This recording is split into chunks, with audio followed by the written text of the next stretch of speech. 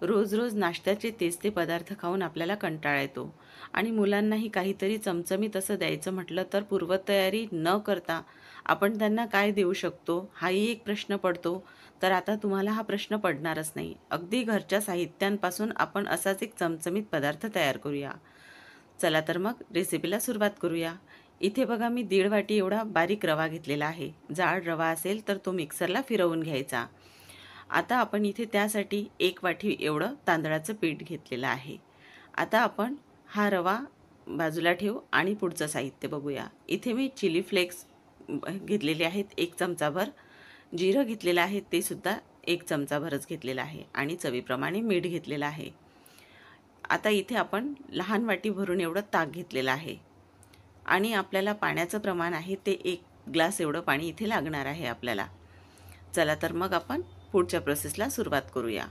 इथे बघा एका कढईमध्ये आपण जे घेतलेलं पाणी आहे प्यालाभर ते पूर्ण टाकून घेतलेलं आहे. त्यामध्येच आपण जे चिली फ्लेक्स घेतलेले होते ते सुद्धा टाकून घेतलेले आहेत आणि जिरं देखील इथेच टाकणार आहोत. तेलाचा आपण इथे अजिबातही वापर केलेला नाही. जिरं हे पूर्ण असं अख्खंच वापरलेलं आहे आणि या पाण्यातच आपण चवीप्रमाणे मीठसुद्धा टाकून घेणार आहोत. आता पाण्याला छान उकळी आलेली आहे. त्यामध्ये आपण रवा घालून घेणार आहोत. आता हा जो रवा आपण यामध्ये घालणार आहोत त्यामध्ये आपल्याला गुठळ्या अजिबातही होऊ द्यायच्या नाहीत. अगदी थोडा थोडा करत हा रवा आपल्याला टाकायचा आहे म्हणजे तो एकसारखा पाण्यामध्ये पूर्ण असा विरघळतो आणि अजिबातही त्यामध्ये गुठळ्या तयार होत नाहीत. तर इथे तुम्ही बघू शकता मी दाखवत आहे त्याप्रमाणे. आता विस्करने ते मी मिक्स करून घेतलेला आहे पण इथे आपल्याला आता चमच्याची मदत घ्यावी लागणार आहे. तर आता इथे पूर्ण हा रवा मी छान असा पाण्यामध्ये एकजीव करून घेतलेला आहे. मधात कुठे गुठळ्या असतील तर त्या पूर्ण आपल्याला फोडून घ्यायच्या आहेत. तर चिली फ्लेक्समुळे याला रंगही खूप छान येतो. इथे पूर्ण हा रवा यामध्ये मिक्स करून झाल्यानंतर एका भांड्यामध्ये आपण हा काढून घेणार आहोत.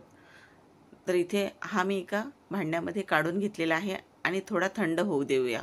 त्यानंतरच पुढचं साहित्य यामध्ये घालणार आहोत. तर इथे आपण जे ताक घेतलेलं होतं ते ताक यामध्ये टाकून घेणार आहोत. ताकाऐवजी तुम्ही दहीसुद्धा इथे वापरू शकता आणि बारीक कापून घेतलेली कोथिंबीर.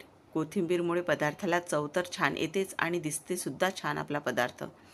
आता यामध्ये आपण तांदळाचं पीठ घालून घेणार आहोत. तांदळाचं पीठ आपल्याला गरजेप्रमाणे इथे घालायचं आहे. तर इथे आपण थोडं थोडं करत तांदळाचं पीठ यामध्ये घालणार आहोत. पूर्ण आता बघू शकता इथे तांदळाचं पीठ मी घालून घेतलेलं आहे आणि हे छान आपल्याला या रव्यामध्ये मिक्स करून घ्यायचं आहे. थोडं घट्ट वाटत असेल तर हातावर थोडं तुम्ही पाणीही घेऊ शकता. आता मीठ तर आपण आधी घातलेलंच होतं त्यामुळे वरून आता आपल्याला मीठ इथे घालण्याची आवश्यकता नाही. तर इथे बघू शकता मी हातावर थोडं पाणी घेत आहे. मी तुम्हाला दाखवत आहे एवढंच आपल्याला पाणी यामध्ये टाकून घ्यायचं आहे. म्हणजे तांदळाचं पीठ छान रव्यामध्ये एकजीव असं होणार आहे. आता तेलाचा इथे आपण अजिबातही वापर केलेला नाही. आपण हा गोळा अशा प्रकारे तयार करून घेतलेला आहे.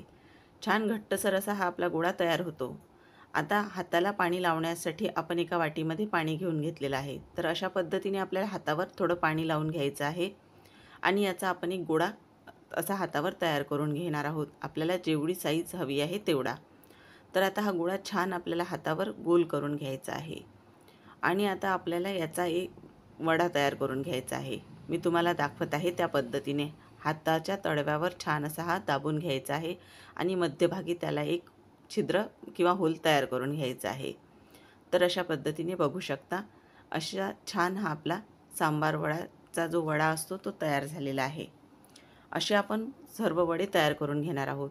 आता दुसरी पद्धतसुद्धा मी तुमच्यासोबत शेअर करते. तर परत हा आपण गोळा घेतलेला आहे. आता असा छान मी दाखवत आहे त्या प्रकारे हातावर याचा रोल तयार करून घ्यायचा आहे आपल्याला. ही सुद्धा एक सोपी पद्धत आहे. आता हा रोल आपल्याला अशा प्रकारे एकमेकांना चिटकवून द्यायचा आहे दोन्ही कडा.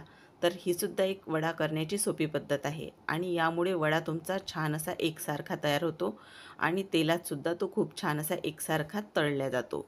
पूर्ण वडे मी तिथे तयार करून घेतलेले आहेत आणि तेलसुद्धा आपलं छान कडकडीत असं गरम करून घेतलेलं आहे.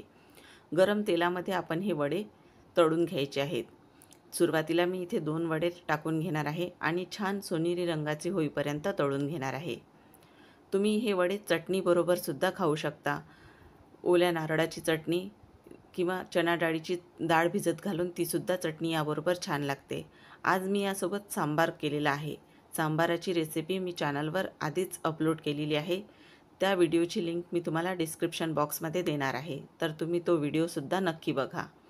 तर आता हे आपण 2 मिनिटांनंतर वडे पलटवून घेणार आहोत आणि दोन्ही बाजू छान सोनेरी रंगाचे होईपर्यंत इथे तळून घेणार आहोत. तर बघू शकता अशा पद्धतीने हे वडे मी तळून घेतलेले आहेत. आणि आता आपण राहिलेले दुसरे वडेसुद्धा तळून घेणार आहोत आणि अजिबातही हे वडे तेलकट होत नाहीत. तर अशा पद्धतीने हे आपले पूर्ण वडे तळून झालेले आहेत आणि तुम्ही बघू शकता, दिसतात का तुम्हाला हे तेलकट? अजिबातही वडे तेलकट नाहीत. आणि आता याचा आवाजसुद्धा आपण ऐकूया. तर अगदी कुरकुरीत असा याचा आवाज येतो. ऐकलात ना मंडळी आवाज? आणि तुम्हाला तोडूनसुद्धा दाखवते. तर आतूनसुद्धा हे पूर्ण पोकळ असे तयार झालेले आहेत. आपण अजिबातही सोड्याचा वापर इथे केलेला नाही. तर मंडळी, तुम्हाला माझी ही रेसिपी कशी वाटली मला कमेंट करून नक्की कळवा. आणि व्हिडिओ आवडला असेल तर व्हिडिओला जास्तीत जास्त लाईक व शेअर करा आणि नवीन असाल तर चॅनलला सबस्क्राईब करा. पुन्हा आपण अशाच एका नवीन रेसिपीसोबत भेटूया. तोपर्यंत मात्र धन्यवाद.